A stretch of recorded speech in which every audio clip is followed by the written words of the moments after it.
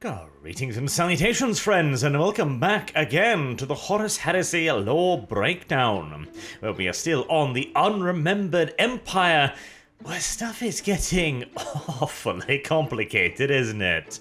As one would expect, with 4 Primarchs in play, the Lion doesn't quite know what Guilliman is doing. Guilliman has no idea what the Lion is doing. And the Lion has, of course, not told Guilliman that another one of their brothers has just arrived on Macragge and slaughtered a small patrol of Ultramarines, and flipped the Land Raider, of course, can't forget that either. Fortunately, not all of the visitors are quite so hostile, as the Dark Angels who were launched against the city via accident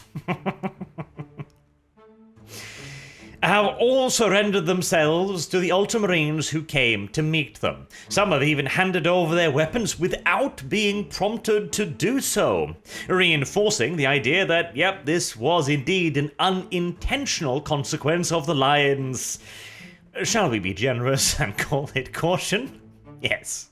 Caution is so much of a kinder word than distrust, you know? Yes. I like caution. We shall go with caution. And as one of Guilliman's advisors is quick to point out to him, would Guilliman have done any different if they were chilling above Caliban? Considering the current situation of betrayal and unsurety, Guilliman denies this for a second. No, I would have trusted him. No, he wouldn't. Or, actually, you know what? Maybe he would have. Throughout all of this, as much of a stern character as Guilliman is often interpreted as, there is far more sympathy in him than in most of his brothers. Maybe, perhaps he would actually genuinely have given his brother the benefit of the doubt. Then again, as his advisor is also quick to point out, you haven't told the Lion about Vulcan screaming in the basement just yet, have you?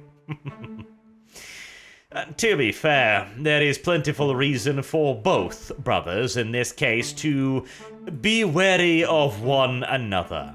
The Lion has plenty of secrets, that is true, though he keeps them also for honorable reasons. Just like Guilliman has more than a few secrets of his own as well, for his own reasons. It is remarkable the secrets you can justify to yourself keeping for the best of reasons, isn't it? The 2 brothers, Guilliman and the Lion, however, are starting to realize that perhaps not all secrets are worth keeping. And they have a good little heart-to-heart, brother to brother, and agree that if there is any way out of this, if they're going to defeat Horus and make a good showing of it, then they need to trust one another. Guilliman resolves himself to informing the Lion of his visitor sitting pretty in the cells deep beneath Magna Macragge Civitas. The Lion, however, well, he finally receives a report that Kurze has escaped. God damn. I hate that plot point so much. Like, really, only now he gets the message like, yes, it turns out that Conrad was indeed killing a shitload of Dark Angels and was running free across your flagship. I know, it surprised me too. Nobody told me. I don't know why. The Lion at first, almost instinctively, kind of tries to hide it, as Guilliman confronts him with the report he just received about a squad of Ultramarines having been torn to pieces, including their Land Raider. He was informed that they had not merely been attacked, they had been... the word he chose to use was silenced, which is again a rather fitting term here, because...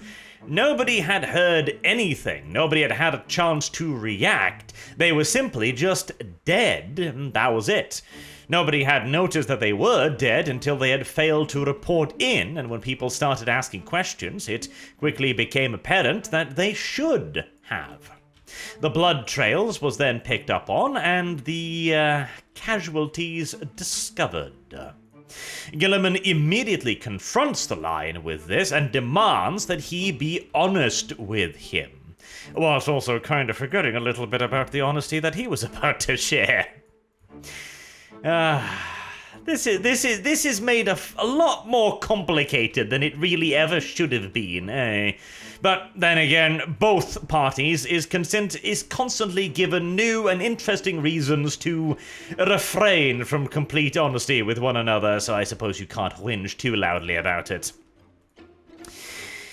The Lion, again, instinctively denies it, but as Gilliman tells him that, damn you, brother, you need to be honest with me. We just agreed to be honest with one another, so start now. The Lion murmurs a single name. Kurze. He has brought Kurze to Macragge. Oh boy. Well, things are about to get very, very, very interesting, aren't they? And Gilliman agrees, as he immediately slams the Lion up against the wall with a chokehold. Ballsy. The Lion is not best pleased by this and makes several threats, which, to be honest, he could probably make good on. Oh god, yes. Lion versus Gilliman in a straight-up brawl, essentially. I bet on the Lion 9 times out of 10 there, but Gilliman is angry. Unsurprisingly so, a mass-murdering maniac is loose in his city and has already killed a bunch of his sons. They reaffirm, over the occasional fist and threat, that, yeah, no, it's probably time to stop the lying and the secrets. It's probably time to come fully and completely clean with one another about all of it. The Lion explains the reason why he didn't tell Gilliman about Kurze, that's more correctly, is because, frankly, he was ashamed of the fact that Kurze was still free on his flagship. And that is an explanation I can entirely buy right there, because the Lion is a creature of considerable pride. The idea that he was not able to contain Kurze and had not been able to capture him, despite having chased him for months, yeah, no, I can entirely see that. That is an entirely reasonable explanation. And so, the two agree for, the third time in the span of about 3 minutes of the audiobook to finally start bullshitting. And, well, Gilliman's secret is about to make itself known as well, as, Vulcan has had enough of staying put within his lovely little cell now that he can sense the presence of Kurze, and has started hammering loose at the armor glass walls with real determination. He hadn't been able to break out previously, but that was just because he wasn't really trying. When Vulcan, the perfect maker and the unmaker, wants to break something, oh, you best believe it's going to break. So very soon there is going to be yet another Primarch, doing his very best impression of a wrecking ball, moving through Magna Macragge Civitas.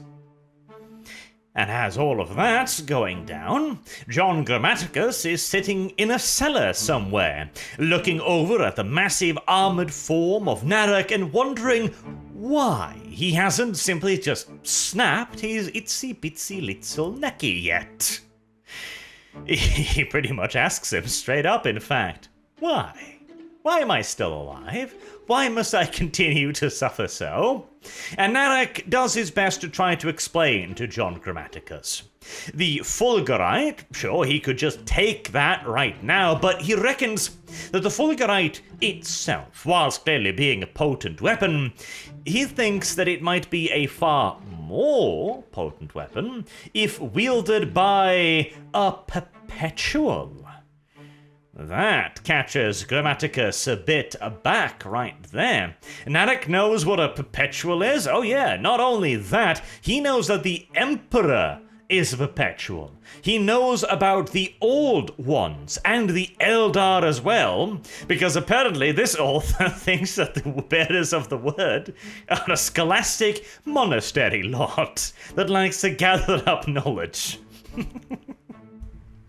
I mean, I get it, the word bearers, it sounds like that kind of thing, but when they say word bearers, they mean they bear the word of Lorgar, and nothing else. In fact, anything and everything that is not the word of Lorgar, or even worse, God help you, in opposition to the word, is heresy of the vilest, most despicable form. They are not the word bearers because they care about knowledge. In fact, they are the word bearers because of the exact opposite, really, but, oh well, details. And to be fair, Narek is hardly the stereotypical word bearer in, well, any way, pretty much. He has honor, initiative, and hasn't yet developed a strangely fascinating habit of murder-raping civilians for the sake of happy Halloween, essentially. Plus, he does not, and this is the really interesting part, he does not appear to be affected at all by the bonds of Lorgar, the hard-wired loyalty that seems to affect the entire Wordbearer's Legion, the kind of thing that made Argel Tal, bless his tiny little soul, go along with Lorgar's ideas of the truth despite being utterly repelled by the reality of the warp. Narek, however, has not only decided to deny the warp, and deny the wishes of his legion, the reason why he's seeking the Fulgurite and John Grammaticus to make it an even more potent weapon is to kill Lorgar. Well, that certainly is a novel thing within the Wordbearer's Legion, and makes Narek an even bigger favorite of mine. Honestly, anyone who wants to kill Lorgar sounds like a pretty stand-up dude to me. And he has plenty of company as well when it comes to the killing part, at least, as Kurze is busy doing what he does best across the city, ambushing patrols here and there, stealing their stuff, and planting little minefields all across the city. In flower beds, for example. A particularly cuntish thing to do, frankly. And of course scaring the living nonsense out of all of the Ultramarines. He eventually happens upon the tuning room, where Pollux is currently in the middle of a conference with Dantiok. Kurze tries to ensure that Pollux will not make speaky noises any further, but he has an unusual advantage, Pollux that is, in that Dantiok is within the tuning field, apparently an emphatic form of teleportation. How such nonsense may be done, I don't know, but apparently the tuning field can sense emotions in a way, or at the very least it is capable of feeling things outside of the usual ken of humanity. Perhaps that's the best way to put it. And so Dantiok screams instructions at Pollux. Behind you, to the left, raise your sword, etc. And Pollux is barely able to fend off Conrad Kurze's assaults for a short period of time. Still, far longer than anyone else has ever managed, pretty much. And a ray of hope is created. Just as Conrad Kurze is about to strike down Pollux once and for all, Dantiok reaches out through the gate and somehow manages to seize a hold of his wrist and pull Pollux through the portal and to Sotha, to the Pharos beacon. Something that no one knew could be done. It was theorized by Dantiok, but this is now living proof that it is actually capable of instantaneous site-to-site teleportation. That is quite incredible, because hell, it's a hell of a lot more than the webways have ever managed. Instantaneous teleportation. Not mere travels through the warps in a safe manner, instant teleportation. That's some Old Ones level tech nonsense right there, and it deprives Kurze of his quarry. He is now cornered by Guilliman and the Lion, who both arrive seconds thereafter. and figured, hey, we've got Conrad in a trap, let's murder the little bastard. And Kurze couldn't take on the Lion. In fact, he lost to the Lion. He certainly isn't going to be taking on the Lion and Guilliman. Except, of course, it was all Kekaku Dori, just as planned, because Kurze had been wandering through the room previously, without being detected by Denchok, by the way. Bullshit. Never mind. I'm finding an awful lot of inconsistencies in this book. Worst part is, I really do like this book. Like, the overall flow and the delivery of it is excellent. There's just so many little nagging nonsense things. Anywho, Kurze has been busy planting explosive charges all around the massive dome. And now that his brothers are here, clack clack, boom, boom, boom, boom, boom, boom. Aiming to bury one or both of his brothers and kill them when heavily wounded. Sneaky little bastard, isn't he? And meanwhile, in the palace, Uton, Guilliman's favoured advisor from the days of Cornor, was wondering what the hell she could do with all of this, when she realised there was still a large force of legionnaires that had not been mobilised. Of course, the Dark Angels had been given back their weapons and sent into the city to hunt for Kurze, as had the city garrison and the Ultramarines. But all of the members of the other legions that had arrived on Macragge via the Beacon, White Scars, Iron Hands, Raven Guard, Salamanders, etc., all of them were still stationed within the Residency, with nowhere to go and no command structure to receive orders from. So she rushed to the area where they were billeted and asked them to join in the hunt for Kurze as well, though she made it absolutely clear that they were expected to take orders from Ultramarine and Dark Angels officers. They needed their help, but they could not be allowed to run freely and rampantly across the city, as that might cause even more chaos and confusion and aid Conrad Kurze yet further.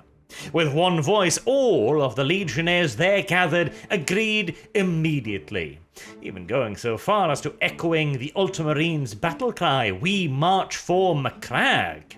A touching moment, very much so, as they storm out of the Residency to join in the hunt. As one of the White Scars realized, hold on a minute, we all leave Residency, whilst not know where Kurze is. Kurze, sneaky cunt. Thusly, maybe we shouldn't leave the Residency entirely unguarded. Again, Kurze, sneaky little bastard. Uton had done the logical thing and sent reinforcements to her master's side, whilst Kurze had also expected her to do the logical thing and send reinforcements to her master's side.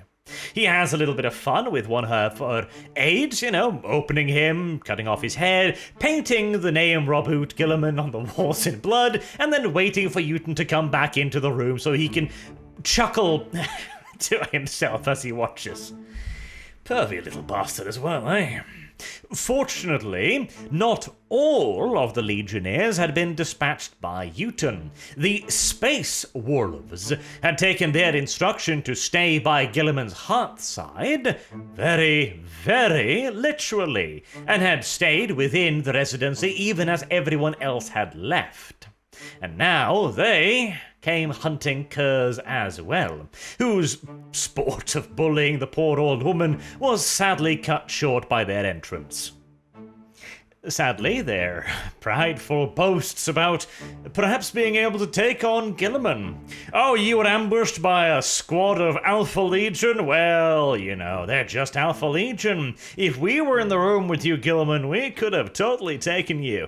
It takes us about 30 seconds to kill, or at least severely maim, every last single one of them, leaving Uton on the floor peeing herself with Conrad Kurze standing over, bowing all gentlemanly like, "Hello, madam. I've come to murder you and everything you've ever known and loved." Oh, well then. Fortunately, Guilliman still has one card to play. Oh, well, technically not play, but it is certainly a card nevertheless, as Vulcan comes barreling into the room, armored in random bits and pieces of stuff he nabbed from Gilliman's armory. I mean, hey, at least he took the opportunity to fix himself up a little bit. He's not quite so crazy as to be unable to recognize the value of armor and weaponry. Sadly, his maddened state has not done much for his ability to actually fight Kurze. Kurze versus Vulcan was always a bit of an unfair fight to begin with, in favor of Kurze, as was demonstrated frequently when Kurze held him prisoner. And so the fight quickly ends with Vulcan stabbed through the chest by all of Kurze's claws and tossed out a window. But 5 seconds after impacting the street below and dying, Vulcan's right back up and at it again. Alright, this is clearly going to be a little bit more of a lengthy confrontation than last time. As for the other Primarchs, they're not going to be rejoining the fight immediately either. They were saved from the explosion by Dantioch, pulling them through the mysterious nonsense gateway to Sother, just as he had done for Alexis Pollux. The Lion immediately demands to be sent back straight away, of course, but apparently that's difficult. At the very least, it will require some serious retuning. And since Dantioch doesn't actually know, well, how this works yet, even, he presumes that, well, he wanted to save Pollux, and so when he reached out to grab his hand, the emphatic control system of the Pharos, well, did just that. It allowed him to save Pollux. He doesn't even know if it'll actually work the other way, but Gilliman and the Lion are determined individuals. I'm sure they'll find a way. Meanwhile, Kurze and Vulcan's little sport continues. Vulcan attacks Kurze immediately after resurrecting, and Kurze kills him again. Eventually, their little dance is interrupted by a pair of gunships. Kurze kills Vulcan again, then leaps on top one of the gunships, and convinces the pilot to steer him in a less hostile direction to make his escape. Vulcan is dead again, and the Ultramarines come around, surrounding him, and go, well, Vulcan's dead, that's too bad, as he sits up and sets off after Conrad Kurze again. This really will continue for quite some time, it seems like. Meanwhile, Narek and John Grammaticus are having their own little heart-to-heart conversation as to what on God's good, glorious earth they're supposed to be doing now. Grammaticus very much so sympathizes with Narek's idea of killing Lorgar. Grammaticus is quite fond of the idea of killing Lorgar, in fact. It's something that he's been wanting to do for quite some time. I sympathize. Unfortunately, he, as he says, is an agent of the Cabal, which means that it doesn't really matter all that much what he wants to do. He has a mission, and if he tries in any way, shape, or form to deviate from that mission, then the Cabal will know, and they will respond most viciously to it. If there is to be any hope at all of him being able to help out here, to actually aid Narek in his own mission, then Narek is going to have to help him complete his mission first. And what is it? Well, it is of course to kill a Primarch, but not Kurze. Oh no, that would make far too much sense for something the Cabal would ever consider. No. They're of course here to kill Vulcan. Duh. Goddamn bloody Cabal, I swear to. And Narek, of course, simply just agrees because, well, he just wants to kill Lorgar. And if killing Lorgar requires John Grammaticus' help, and that help can only be obtained by killing Vulcan, then, well, so be it. A very pragmatic lad. Seeing this, Grammaticus comes up with a plan. He very slowly and ever so gently inserts his tongue up Narex's asshole and begins to wiggle most pleasantly. He has almost talked Narek around to removing the psychic suppressing talk around Grammaticus's neck, and accepting his open help rather than his coerced help. He almost has Narek trusting him, trusting that they will carry out Grammaticus's mission first, and then he will join him to take out Lorgar. This is probably bullshit on Grammaticus's part, simply because the Cabal would never allow him to kill Lorgar. Lorgar is one of the driving forces behind the entire rebellion, after all, and if the idea is to win the war so completely, so utterly, and so unilaterally that chaos burns itself up in the aftermath, killing Lorgar doesn't seem like a particularly good idea. Then again, on the other hand, I can certainly see an argument for why the Cabal might want that particular bastard stabbed repeatedly, considering he is probably the only one amongst the traitor Primarchs that truly, really, genuinely knows just what kind of horrible shit he is dragging everyone else into. But we never get to figure out whether or not John Grammaticus is pulling his leg or not, or whether or not he's actually genuinely being honest with him, because the other Perpetual arrives and begins pumping razor-sharp Eldar discs into Narek, which, oddly enough, it turns out that he doesn't really appreciate all that much, and he views this as, well, a bit of a betrayal, really. Technically speaking, Grammaticus had nothing to do with it, and he actually kinda bitches the new guy off, Damon Praetanis or something like that, I think. He actually bitches him out a bit, because, well, he was talking Narek around to his point of view, and... It ain't gonna happen now, is it? No, it very much so isn't. After having escaped from Narek and not killing him, because Narek is a tough little bastard, as it again turns out, Damon and Grammaticus discuss the plan whilst trying to move away from Narek. The plan is that the Fulgurite must be placed in the hands of a Primarch. The Primarch can then actually genuinely properly kill Vulcan, at least that is the theoretical. Guilliman and the Lion are unlikely to do so, but of course there's always Conrad Kurze as an option. Damon doesn't like that. Damon does not like that one bit. He even says that he did not sign up for Kurze, but he is quickly reminded by Grammaticus that, well, boo-hoo. That's awfully tough. You don't have a choice. The Cabal told you to go on over here and help me out, so I guess we're chasing Kurze now through Magna Macragge Civitas. Yay. As always, though, there's a silver lining. Yeah, no, I'm not kidding. There is a silver lining, namely that Conrad Kurze is nearby and currently reading John Grammaticus's mind.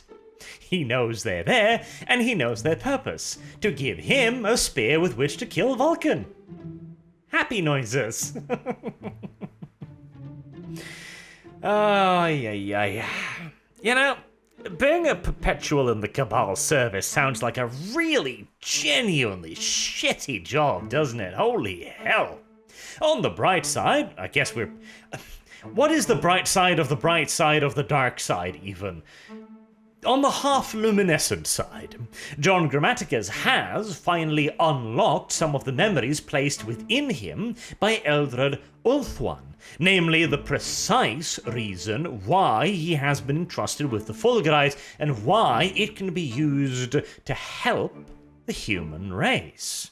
John Grammaticus finally has an opportunity to, as he put it, strike a blow for humanity. Of course, he has the Cabal's agent breathing over his shoulder now, but, well, he almost managed to talk Narek around to trusting him and giving him headpats and praises, so I'm sure he can talk Damien Praetanis over onto a more, sensible direction as well. And he gets right on that, asking Damien if he's really all that happy serving his Xenos masters. And after a little bit of prodding, he admits that no, not really. He too hates the fact that the Imperium, the humanity, has to, well, take it for the team, quote unquote. All of the alien races were the ones who screwed the pooch to begin with, and now humanity has to save them? Humanity has to take the fall? No fan of that. But he has agreed to it, and he is going to carry it out the way he has agreed to do it, regardless of anything Grammaticus has to say. Though Grammaticus is of course going to continue on with his own gambit, which at the moment we don't know all that much about, though we do get a little hint from Eldred Ulthuan, who makes it clear that, alright, in the hands of a Primarch, the Fulgurite can kill anything, even a perpetual Primarch like Vulcan or the Emperor. Now, a Super Primarch. Okay.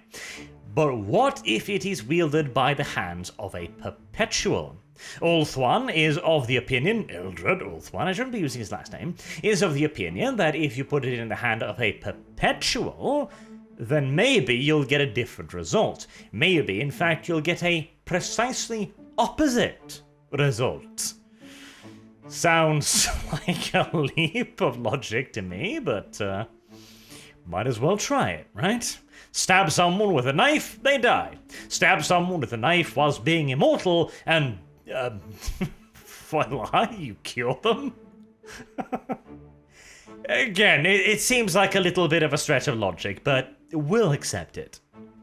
Not like logic has been that firm of a foundation throughout this book anyways. And speaking of that, returning to Sotha. It is taking Dantioch a little bit of time to refocus the device. Meanwhile, Guilliman decided to wander outside and start mowing the lawn.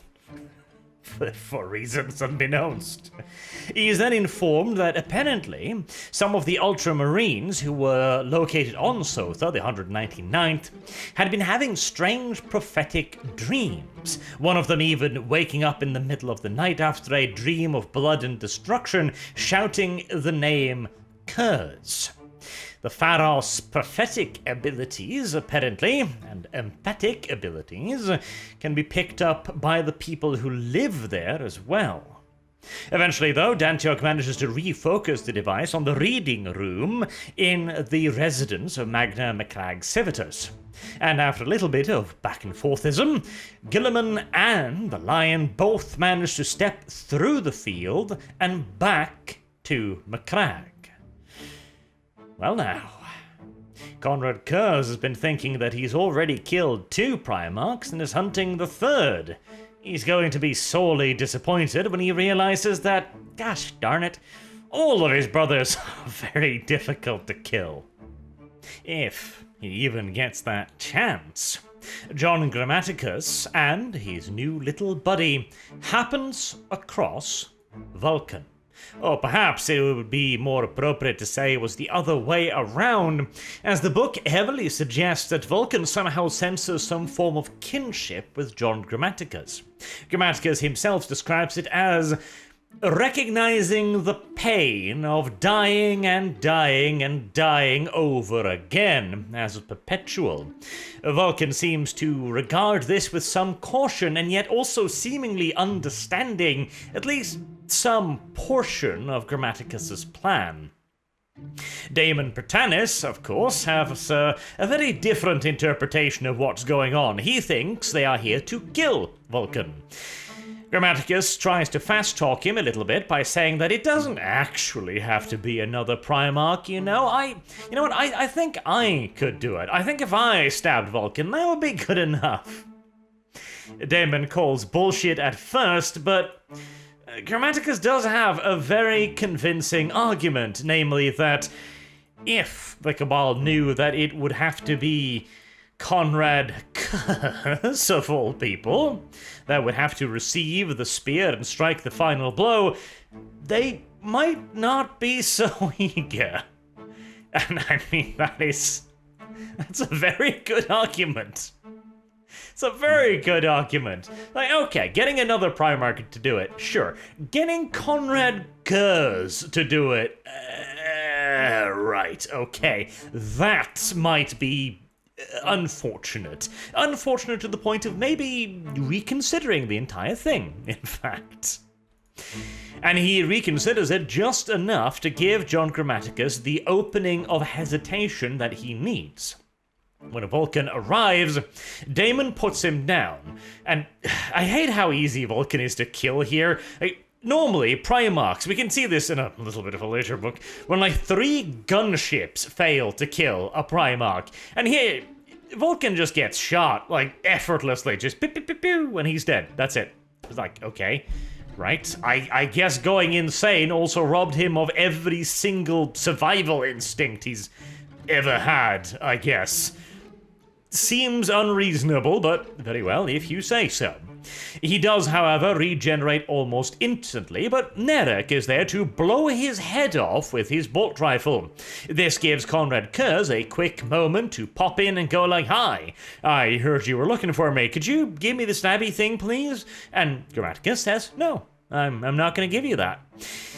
And in this case, after Kurze basically cripples him, it is Damien that is the savior, as he has been given a very special containment device capable of holding a demon, the demon that he captured in the mountains in the earliest portion of the book. He throws this device at Kurze, and for, again, reasons of plot convenience, being interned within this device for a weekend or so has driven the demon insane, and so it attacks the very first thing it sees, that incidentally, of course, being Conrad Kurze. And instead of killing him or doing anything like that, which might require actual effort, etc., it simply pulls him into the warp.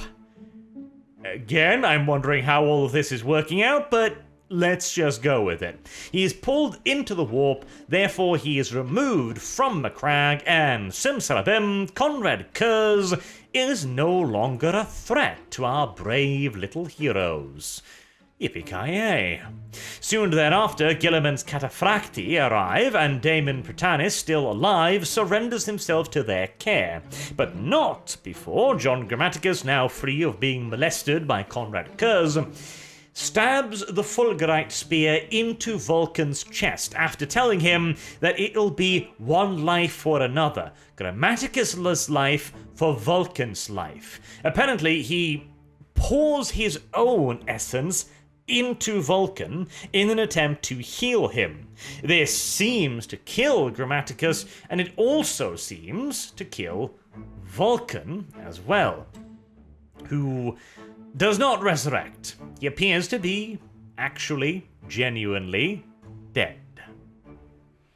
After this, Vulcan's body is taken away and interned in a casket below the residency.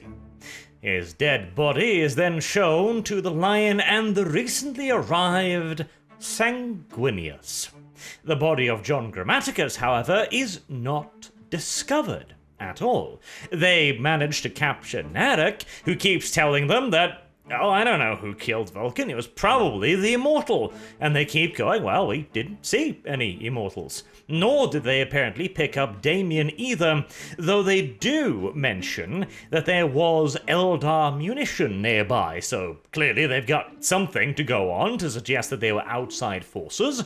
But they don't seem to be willing to make the leap of logic to believe Nerek, and considering he's a word-bearer and they are the Ultramarines, after Calth, it would probably be rather difficult for them to suddenly just go like, "Oh, yes, sure. No, we'll totally believe your tales of immortal assassins and shit."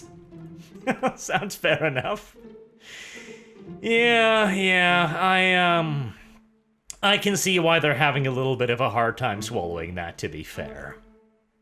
But let's return to the more immediate and important subject of Sanguinius. Guilliman does not want to make the Lion regent of Imperium Secundus, and the Lion does not want to make Guilliman the regent of Imperium Secundus. Sanguinius, however, well, nobody is more beloved than the noble Sanguinius. He can easily be their figurehead, their unifying scion, and none could possibly even begin to raise an objection against that, surely. Yeah, probably. For Sanguinius himself, however, is not exactly overjoyed by the notion, and to him, again, this kind of smacks a little bit, unfortunately, of heresy and usurpation, and considering he just arrived from, well, you know, the whole Angel Cruoris, etc., yeah, he's probably going to have a hard time accepting this immediately, now, isn't he? Though the Lion and Guilliman make a good argument, primarily for the fluidity of the thing. Sanguinius points out that there does not appear to be any remembrances around, and Guilliman explains that, yep, this is absolutely on purpose. As far as he is concerned, if Imperium Secundus turns out to be a necessary evil, then alright, we will write the histories with a little bit of hindsight. Unfortunate, but that's going to be how it's gonna have to be. On the other hand, if Terra still stands, then he promises Sanguinius that he will immediately dispatch all of his forces to Terra to aid the Emperor. If the Imperium still stands, after all, there will be no need for an Imperium Secundus. And in such an occasion, they will simply not have recorded it.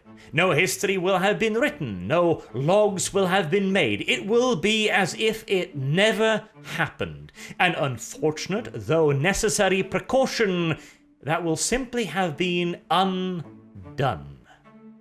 On this condition, then, Sanguinius agrees to become Regent of Imperium Secundus. It is technically even officially announced to a horde of screaming people, without any microphones nearby. So nobody actually hears it. Lovely, lovely. As for Vulcan, well, he is lying in what appears to be a deathly state, though one of the salamanders who is keeping vigil over him seems to hear a heartbeat. Oh my, I wonder what that could be. Vulcan. You know, I really do kind of like the whole undying part of Vulcan. It's used and abused, and it's... In this particular book, I don't think it's written particularly well or interesting, because Vulcan just becomes a meat puppet for everyone to kill randomly. Like, okay, suddenly Vulcan is easy to kill, is he? I mean, you gotta remember at the end of, I forget the name of the books, excusez-moi, but where Kurze has him captured, he actually outfights and outwits Kurze to actually grab Dawnbringer and escape. Yet here he's child's play for Kurze to kill. Right, okay. Seems a little bit inconsistent, but if you say so, I guess we will simply just accept that as well then, won't we? Still, is he dead? Of course he's not. In fact, we pretty much, not even just pretty much, we know he's not dead. And it would be kind of a bad story if he was dead either. Oh god, Ferrus Manus, what a disappointment his death was too. That will forever annoy me, at least just a little bit, because we didn't even really get to know Ferrus Manus at all. He gets like one short story, and then he gets betrayed and has his head chopped off, and there you go! The Primarch of the Iron Hands. God damn it. But there's another person who doesn't want to die either, John Grammaticus, though in his case, he actually kind of wants to die, but the Cabal brings him back to life one more time upon their craft worlds. Specifically, according to Damon Platanis at least, because they want to know who the hell's been telling him stuff. Particularly who the hell's been telling him stuff about stabbing Primarchs with a Fulgurite as a perpetual. Now that is an interesting little happenstance, isn't it? Oh yes, in bloody deed. Who put such fanciful thoughts in his head, the Cabal wonders? With good reason as well, because if they figure out who that is, he's gonna have a very unfortunate accident, or 7, I think, probably. But there is a drawback. John Grammaticus is now mortal. Actually, properly mortal. He fed whatever made him into a perpetual into Vulcan. And so if he dies now, well, that's all she wrote, apparently. I think that is, what we call foreshadowing 101 over here in, the biz. Oh, poor John. Well, I mean, I guess in a way he kinda does deserve it after all this time, doesn't he? And then we pretty much arrive at the end of this particular book then. So, the Unremembered Empire. How do we feel about this one? One of Dan Abnett's weaker works, in my opinion, as a pure literary work. And that's despite the fact that I actually really quite like the book. The overall flow of it, I quite like. And the way it develops on Gilliman as well. I really do enjoy this more kind of insecure take on a Primarch. The way you see Gilliman more from his own point of view, rather than those of the point of view from people outside of him, gives you more intimate connection to him. I really do like that, but man, Dan Abnett usually isn't this inconsistent with with his storytelling, where there are so many glaringly obvious plot points being presented one after another, with seemingly no real care or caution. Granted, actually, the early stuff as well, let's not get into that here. It's too much of an expansive topic to talk about the more early day careers of Dan Abnett. I'll have some spicy takes on that perhaps at some point. Overall, it is a good book. It's, it hits more along the lines of the middle road in terms of Horus Heresy books. It's certainly not bad by any extent of the imagination. I quite enjoy it. But neither is it anything that is going to be setting the world on fire or be particularly memorable after it. Particularly because of the fact that Imperium Secundus, well, it's not really, a thing, shall we say. It never really worked out into anything. It was a thing that Gilliman did, and gave us a good little point of view into his way of viewing the world, his pragmatism. But beyond that, again, didn't really develop necessarily all that much, did it? Still, not a bad little book. I am very much so looking forward to the next one, though. Chris writes Scars. That one does have some problems with being kinda forced into existence. The entire basis of the book is the idea that, will the White Scars become traitors? No.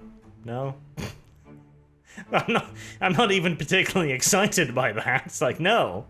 They won't. Why?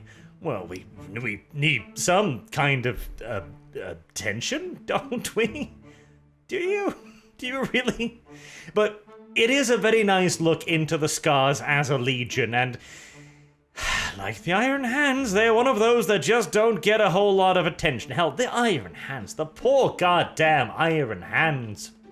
Hell, they're lucky if they get to be second fiddle to other characters 99.9% of the time, which is kind of sad, because when they are around, they're pretty cool. It's just that they're never actually allowed to be around. Anywho, I'll wrap this one up here on the Unremembered Empire. Until next time, I've been Arch. Thank you all very much for watching, and I hope to see you all again soon. Have a good day.